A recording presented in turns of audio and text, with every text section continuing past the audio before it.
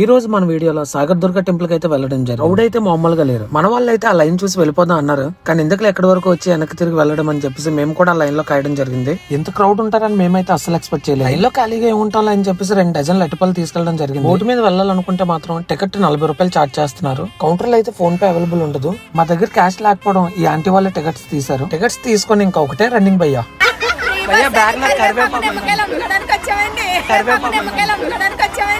మన police department వాళ్ళు అయితే చాలా ప్రికాషన్స్ అండ్ కేర్ అయితే తీసుకుంటున్నారు. ఆల్మోస్ట్ ఒక 4 గంటల వెయిటింగ్ తర్వాత ఫైనల్ గా బోట్ దగ్గరికి అయితే వెళ్ళడం జరిగింది. గైస్ బోట్ ఎక్కి దిగిపోయిన తర్వాత మళ్ళీ అక్కడ చాలా పెద్ద లైన్ ఉందన్నమాట. ఆల్మోస్ట్ మళ్ళీ 3 లైన్స్ ఉన్నాయి. ఇండియా నుంచి వచ్చిన వాళ్ళకి టికెట్స్ లేవు. ఓన్లీ ఓల్డ్ పోస్ట్ ఆఫీస్ నుంచి వచ్చే వాళ్ళకి టికెట్స్ ఇస్తారు.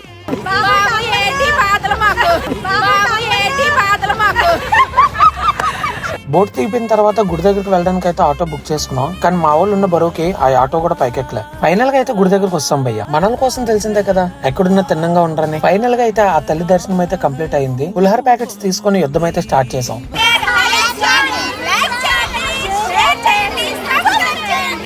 రిటర్న్ వెళ్లే టైంలో మాత్రం చాలా పెద్ద వర్షం పడింది భయ్య. ఈ లోపు మా లడ్డు బాబు ఒక విధ్వంసం అయితే చేశాడు. అయిందా బాగైందా ప్రతిదానికి ఓవర్ ఎక్స్ప్రెషన్. గోవా చూడండి.